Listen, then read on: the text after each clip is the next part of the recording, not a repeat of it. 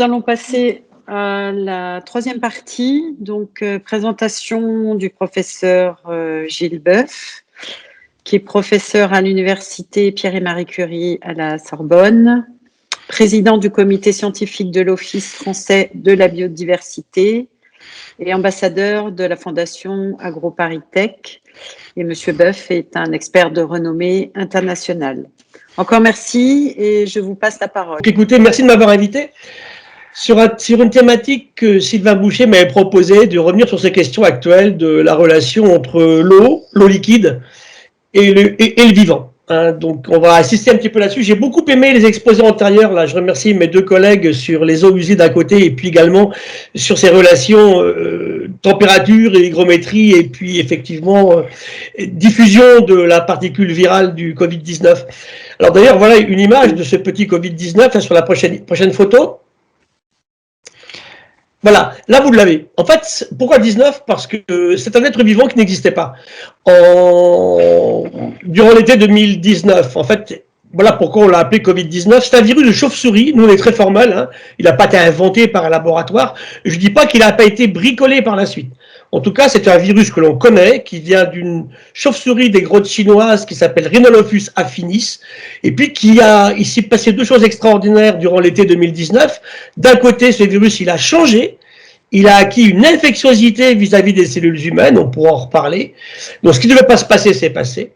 Et deuxièmement, bien sûr, la diffusion a été extraordinaire, effroyable. Avec mon ami à Paris, infectiologue, on regarde les vols chinois de Wuhan sur le reste du monde. Hein. C'est extraordinaire la relation entre les vols qui faisaient une relation Chine, pays européens directement, et la diffusion de la particule virale. Hein. Et puis Taïwan et la Nouvelle-Zélande ont mis quelques jours à arrêter les vols chinois. Nous, on a mis 100 jours en France, et on a vu le résultat. Toute l'Europe du Sud, les vols directs de Wuhan sur Milan, par exemple, hein, quelques jours après le démarrage de la crise à Wuhan, ont été catastrophiques. Donc, l'humain n'a pas créé le virus, mais il a créé les conditions, effectivement, de son apparition, infectiosité, et puis de sa diffusion surtout.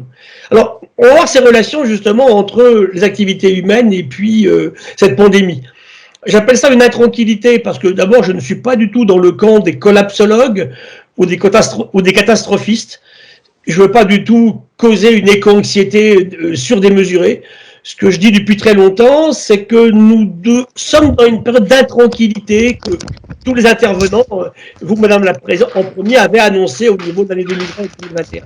Je vous ai mis ici deux écosystèmes qui sont les plus riches en nombre d'espèces ramenées à la surface. La forêt tropicale humide, ici, un morceau d'Amazonie, en Guyane, et l'équivalent marin, c'est le récif corallien. Le récif corallien, ici en Nouvelle-Calédonie, c'est moins de 1% de la surface de l'océan mondial, et c'est plus de 30% toutes les espèces connues et répertoriées dans l'océan mondial. En gros, on peut dire que sur 1 km² de forêt tropicale amazonienne, c'est idem pour la Bornéo, la Papouasie-Nouvelle-Guinée en Asie ou en Afrique, le bassin du Congo, 30 000 espèces au km², et sur le récif, on va en avoir 5 à 6 000. Donc déjà, beaucoup moins d'espèces répertoriées dans le milieu marin que dans le milieu continental. Et je vous ai mis en haut à gauche une ville chinoise, Shanghai, hein, pas Wuhan, la moitié des Français, sur la même métropole. Voilà un peu ce qu'on voit directement de l'influence de l'humain sur ce qu'est effectivement, ce que sont les causes de cette intranquillité. Et deux graphes, en haut à droite de la IPCC, il y a un an, c'était la température de la surface de l'océan ou de l'air, hein, c'est équivalent, depuis 1860 jusqu'à aujourd'hui. Vous voyez l'accélération du changement depuis une quarantaine d'années. Et en bas, en corrélation dans le milieu marin, c'est la montée du niveau de la mer. On était à peu près à 1 mm par an durant les 5000 dernières années.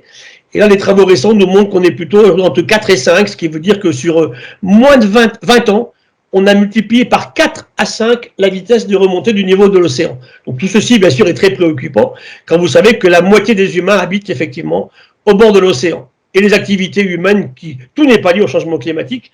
Je vous ai mis en bas une image de capture de grand thon albacore dans l'océan Indien. Il est clair que l'effondrement du vivant n'est pas uniquement, et loin de là, lié au changement climatique. La surpêche du thon, l'usage des glyphosates sur les champs agricoles n'ont rien à voir avec le climat. Donc ne mélangeons pas tout, mais il y a des relations importantes entre l'évolution du climat et puis le vivant. La suivante. Alors ici, c'est le cycle de l'eau que vous connaissez bien. Il faut bien voir que l'humain a du mal, vous le savez très bien dans votre métier de tous les jours, à imaginer ce qu'est le fluide eau. Hein, nous sommes, nous, dans l'air, respirateur aérien, et c'est vrai que la vie exclusivement marine au départ, hein, je rappelle que la vie apparaît dans l'océan vers à peu près 4000 millions d'années, hein, des cellules isolées qui sont des cyanobactéries, et puis la vie sort de l'eau pour les micro-organismes vers 1 milliard d'années, de l'eau de mer bien sûr, hein, et la vie organisée, les plantes, les animaux, les champignons, ils sortent eux vers un demi... 450 millions d'années de ces conditions particulières. Et le cycle de l'eau est fondamental. Hein. Ce qui tombe du ciel, effectivement, est recyclé. Le milieu marin s'évapore. L'ensemble des eaux terrestres, bien sûr, des eaux de surface, s'évapore et alimente ce système de l'eau. Alors l'eau est un bon conducteur de la chaleur, ce qui fait qu'il a une capacité thermique très différente, alors que l'air, lui, est un très bon isolant. Et ça, il faut le considérer en permanence. Hein. Il faut prendre ceci en considération. Ça explique une grande partie des questions que nous allons aujourd'hui imaginer. La suivante, alors ce qu'il faut imaginer aujourd'hui, c'est que l'océan, qui est quand même la masse d'eau essentielle, c'est 97% de l'eau liquide disponible sur la Terre. Les fleuves et les rivières ne jouent que pour beaucoup moins, sachant qu'il y a beaucoup plus d'eau dans les lacs et les retenues d'eau que dans les fleuves et les rivières. En gros, quand même, il faut bien voir qu'aujourd'hui, cette eau douce, hein, que vous connaissez bien, que l'on sépare de l'eau salée, joue un rôle différent. Et c'est vrai que cette eau biologiquement utilisable par les êtres vivants est bien particulière. On peut également parler de la cryosphère, hein, des réserves souterraines, qui jouent aussi pour la proportion qui est donnée ici, à ce niveau-là. Donc les précipitations alimentent tout ceci part à l'océan, et puis bien sûr le cycle de l'eau continue à se faire en permanence. Et c'est là-dessus qu'aujourd'hui on va réfléchir à ce que vous travaillez en permanence, cette ressource bien sûr en eau. Qui est en fait ce qu'elle est. Hein, on dit le manque d'eau, il y a une quantité d'eau. Aujourd'hui, la petite différence, c'est que l'humain va chercher de l'eau profonde dans des nappes fossiles tellement loin qu'on amène à l'océan de l'eau qui n'y serait pas allée, hein, de par sa séparation de l'océan. Mais globalement, si le niveau de l'océan remonte aujourd'hui, c'est par la température de l'eau qui a augmenté de l'océan, et puis donc son expansion thermique, puis aussi surtout, bien sûr, par la fonte des glaces continentales, mais un petit peu aussi par les pompages profonds. Donc, et les humains, je vous ai mis en bas la quantité d'eau liquide des humains, 273 km3. Hein, vous comparez les 8 milliards d'humains, et vous comparez ça aux 1371 millions de kilomètres cubes de l'océan. La suivante. Alors, l'eau est indispensable aux vivants. Ça, il faut bien que tout le monde s'en rende compte. Un corps humain, aujourd'hui, un bébé humain qui naît, c'est 3/4 d'eau, 75% d'eau liquide.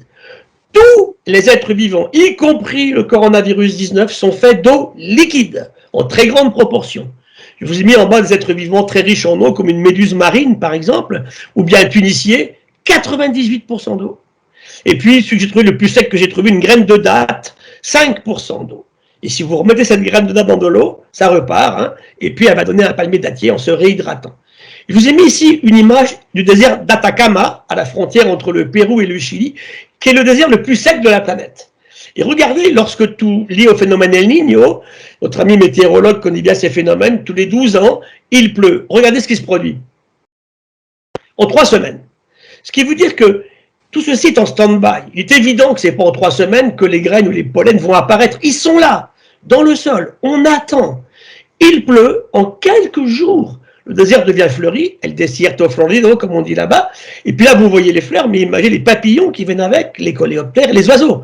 Ça dure 3 semaines, et ça veut repartir ensuite, à la fin des pluies, vers l'aridité extrême pour les 10 ou 12 années qui viennent. C'est ça le miracle de l'eau. Et je vous ai mis en dessous une image de l'activité humaine ici au Soudan. Vous voyez ici une dérivation d'une île, et on va créer des oasis de vie dans le désert. Donc, bien prendre en considération que, et c'est ça qu'il faut expliquer à nos collègues, le gaspillage de l'eau, les problèmes gigantesques, cette eau, c'est pas du tout une molécule banale. On avait fait un papier il y a une dizaine d'années avec des collègues japonais qui s'appelait l'eau, la molécule oubliée. Un bébé humain, 3/4 d'eau. Nous, ici, qui discutons, chez les femmes, un petit peu moins d'eau, 60-62%, chez les garçons, 65%, une vieille personne, elle finit à un peu moins de 60%. C'est absolument fondamental. De l'eau liquide. Et c'est parce que l'eau est illiquide sur la Terre que la vie a pu apparaître sur la Terre. Ça, c'est vraiment à prendre sans arrêt en considération. Image suivante. Je vous ai mis ici une image de cellule. Tout le vivant est fait de cellules. Il n'y a pas d'exception. Alors, quelquefois, on est unicellulaire, bien évidemment, hein, une bactérie, une cyanobactérie, avec un noyau ou sans noyau, et puis le reste, eh bien, il y a des êtres vivants qui sont faits d'énormément de cellules, des milliards de cellules. Mais ce que je dirais pour un être humain, c'est que sur les milliards de cellules, centaines de milliards de cellules qui constituent un être humain, la moitié sont des bactéries. Et c'est là qu'on a complètement oublié cette appartenance viscérale, c'est le cas de le dire, de l'humain à ce vivant associé. Un corps humain, c'est moitié de cellules humaines et un peu plus de la moitié de cellules bactériennes. Dans les cheveux, dans les trous de nez, dans l'intestin, bien évidemment, ce fameux microbiote. Et c'est intéressant de revenir à la Covid-19 dont vous parliez tout à l'heure. Il cible dans la mortalité des gens qui sont déjà en déséquilibre relationnel avec leurs bactéries symbiotes. Ils visent des gens qui sont en surcharge pondérale, des gens qui sont âgés, des gens qui sont en diabète de type 2, qui sont en hypertension artérielle. Un très beau travail récemment montre la relation entre la maladie d'Alzheimer et le contenu bactérien du tube digestif. Donc un corps humain, c'est une fabuleuse ode à la symbiose avec ces bactéries symbiotes. Donc tout est cellule et tout est eau. Et un être humain, il n'échappe pas à ce système, il est eau et cellule. La suivante. Je vous ai mis ici des compositions en eau d'êtres vivants, depuis des vers hein, jusqu'aux mammifères. Tout ce qui n'est pas noir, là, c'est de l'eau. Donc vous voyez que c'est extrêmement important. Et cette eau a joué un rôle décisif dans l'apparition du vivant. Je dirais même un peu en provocation, la première molécule du vivant avant l'ARN du virus, là, ou l'ADN, c'est l'eau liquide, bien sûr. Hein. Je vous ai mis à gauche un petit animal étrange qui s'appelle un tardigrade, qui a des champions mondiaux chez les métazoaires, hein, espèces qui sont à beaucoup de cellules, déjà évoluées, un petit animal, un petit arthropode. Sa capacité incroyable à supporter la déshydratation. Si je prends un humain, hein, je prends un champion cycliste qui monte un col durant le Tour de France, il va perdre 10, 15%, 11% d'eau sur une étape de montagne, c'est épuisant complètement, il faut qu'il boive en permanence. Lui, il va supporter 90% de perte d'eau. Il perd sa tête, il perd ses pattes, mais il survit. Et il va tenir des semaines, des années. Et ça veut dire que vous avez des êtres vivants qui seront capables de supporter à des conditions très difficiles. Ils supportent l'hélium liquide. C'est quelques degrés Kelvin, ce qui veut dire qu'il peut être congelé dans le froid absolu, le froid le plus bas qu'on connaisse physiquement. Il va supporter des températures très élevées et se déshydrater. Voilà des candidats à la survie quand les conditions vont devenir extrêmement difficiles. Alors que l'humain, lui, depuis très longtemps, aura rencontré des difficultés d'inhabitabilité de la planète si on continue comme ça. La suivante. Voilà, donc ça c'est très important à prendre en considération. Vous qui travaillez sur l'eau, sur les eaux douces, les eaux salées, il y a un aspect fondamental sur le vivant, c'est ce qu'on appelle nous la pression osmotique, c'est la quantité de sel dissous dans l'eau. L'eau de mer, hein, ça s'exprime en milliosmoles par litre, c'est 1050. Ayez ça en tête, le chiffre 1000, hein, ça c'est de l'eau de mer, 1000 milliosmoles. Un humain, 302. C'est extrêmement stable. Que l'humain existe, qu'il soit garçon, fille, grand, petit, tous les humains ont 302 milliosmoles par litre. Une rivière, c'est 10 ou 20. Vous voyez que entre ces deux plages, la rivière 10-20 milliosmoles en salinité, l'océan 1000 et l'humain 302, tout va se passer. Et je vous ai mis ici des exemples d'animaux et c'est assez extraordinaire parce qu'ils peuvent changer de milieu. En gros, on connaît 35 000 poissons dans le monde aujourd'hui. Et ben 350 sont capables de passer de la rivière à la mer ou de la mer à la rivière. Donc aussi bien les saumons, les anguilles.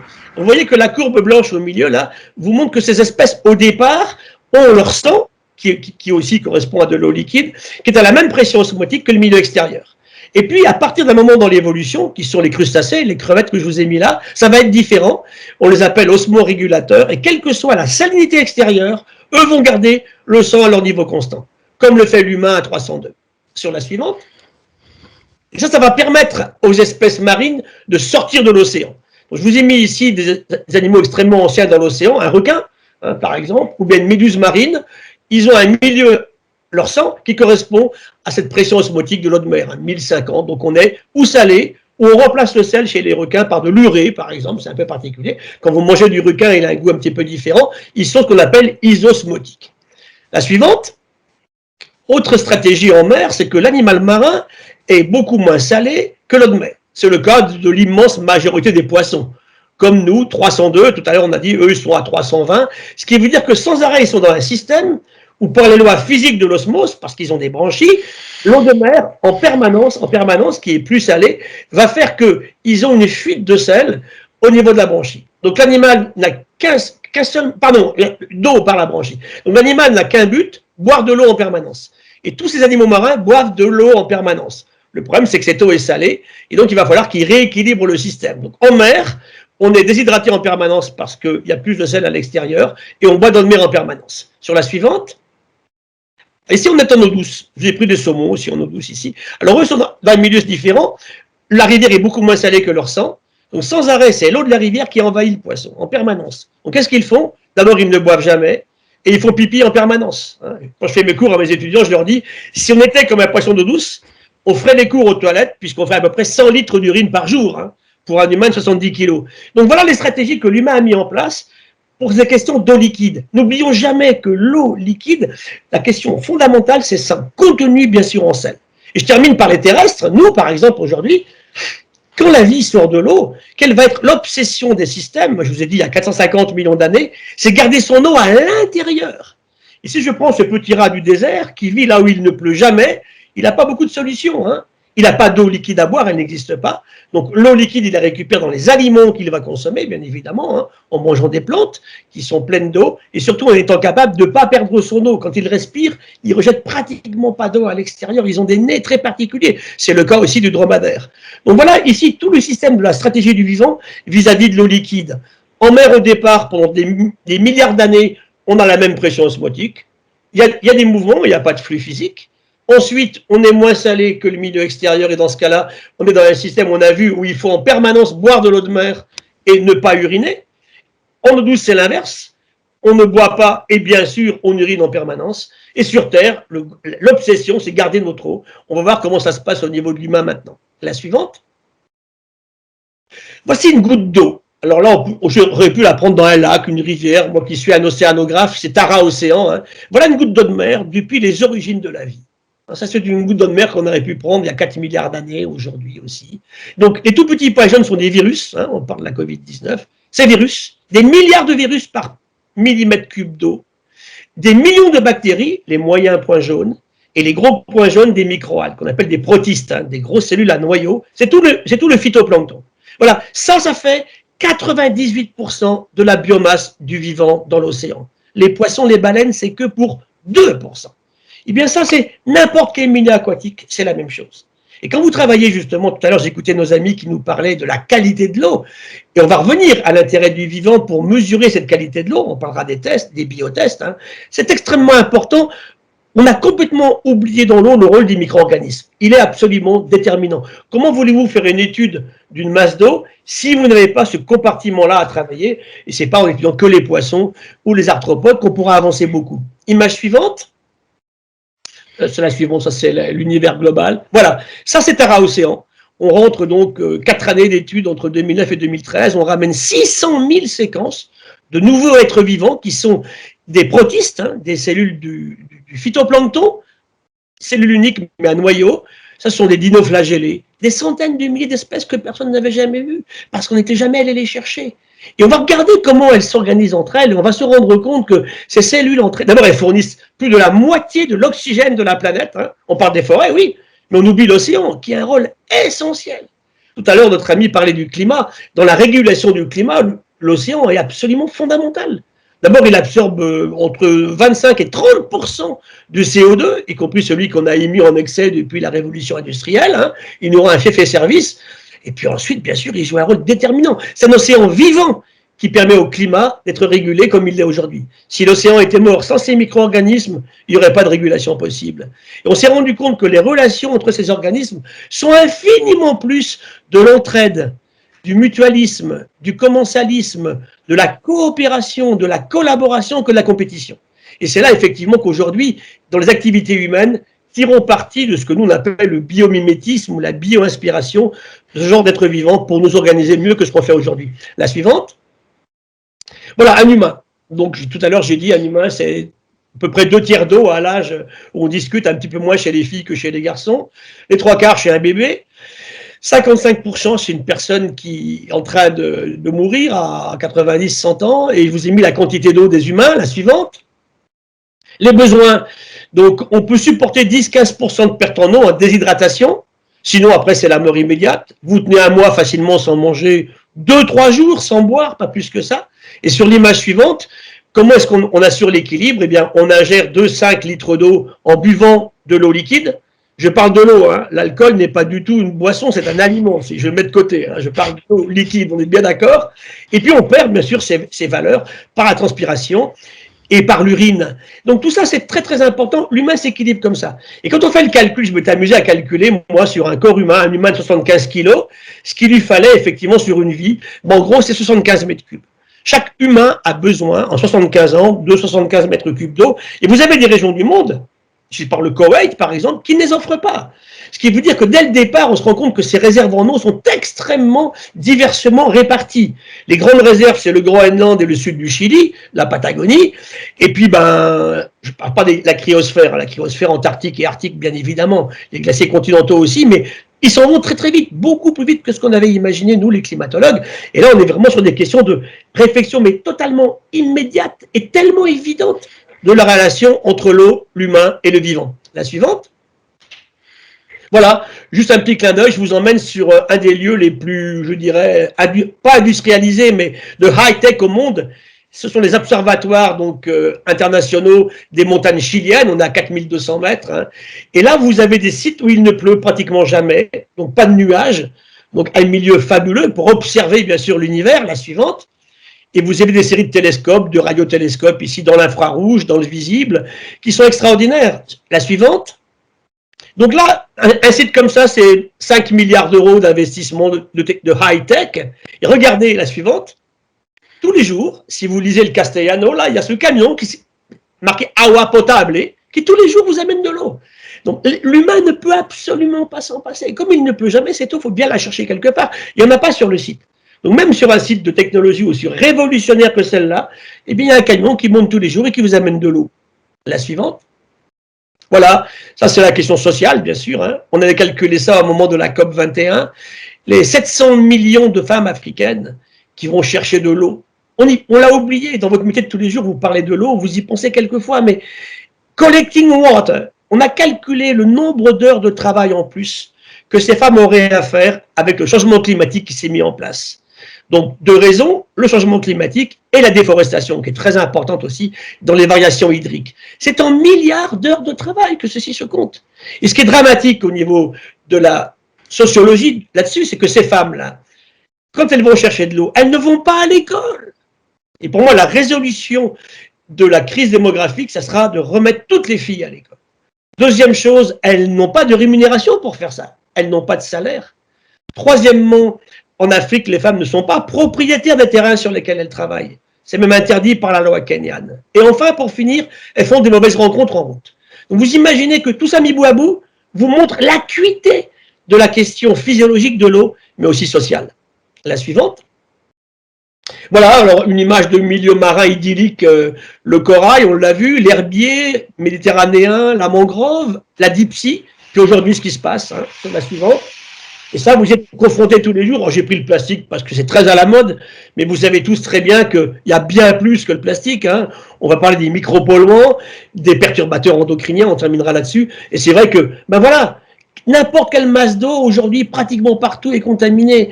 Quand on a fait ces plongées, nous, avec les sous-marins profonds au large des Galapagos, à 6000, vous avez des bouteilles de plastique qui sont remplies d'eau au fond.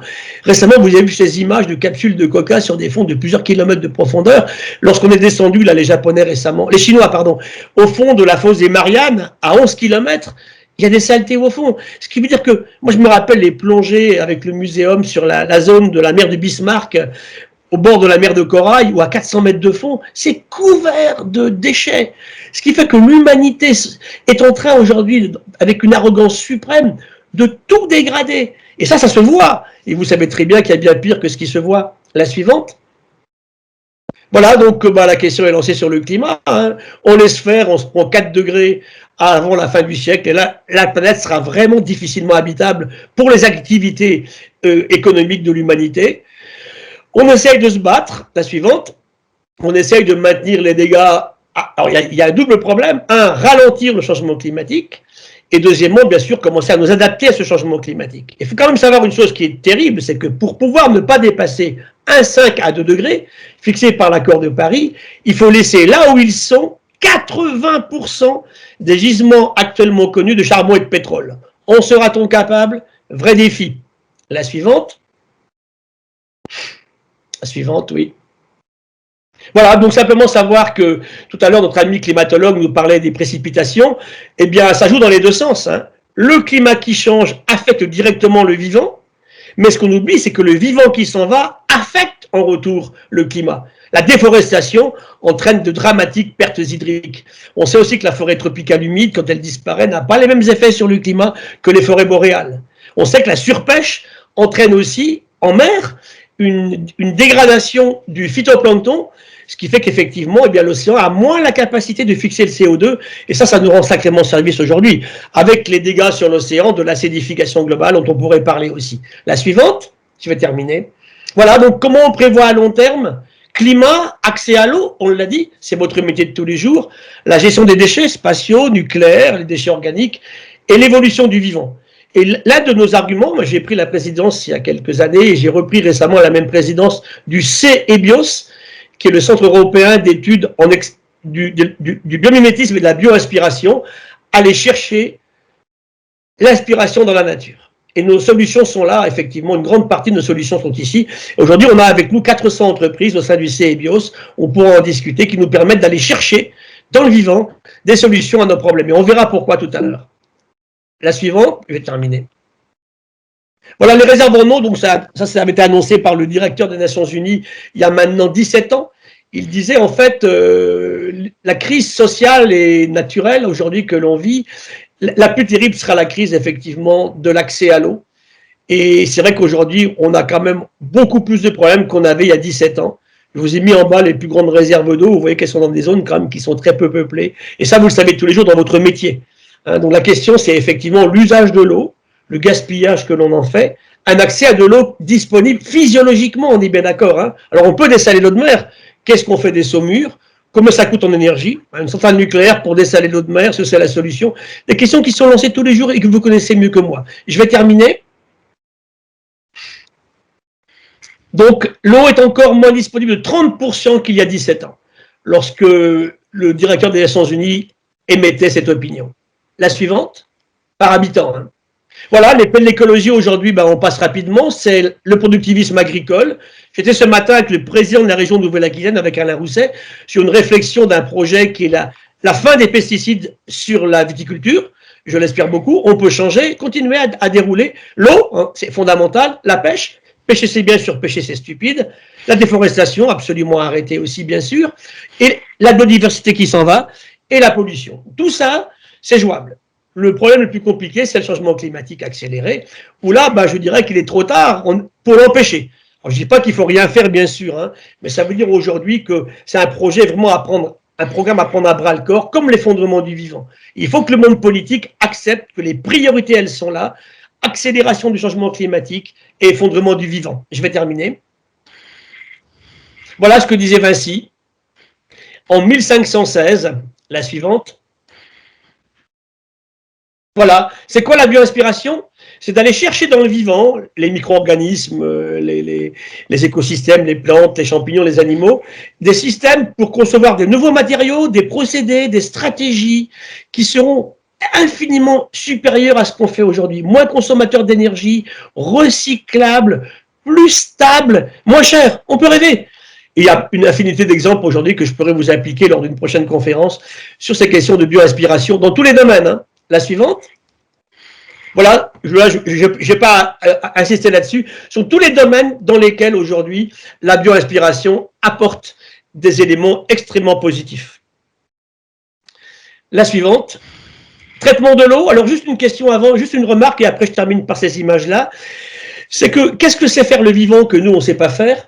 C'est des conditions différentes d'expression de l'activité du vivant sur les systèmes. Parce que le vivant est capable de résoudre des questions sans les problèmes que nous, on a créés par toute l'artificialisation des systèmes. Vous avez vu récemment que cette semaine, il sort un document qui montre que l'humain a cumulé, par ses activités sur la Terre, une masse qui vient dépasser la masse de toute la biomasse du vivant de la planète. Parce que le vivant, il innove constamment, il innove pour tous, y compris pour les gilets jaunes. Le vivant, et un système qui fait tout avec une énorme parcimonie d'énergie. Une libellule, elle vole à 100 km/h avec 2 watts. Qui peut faire mieux?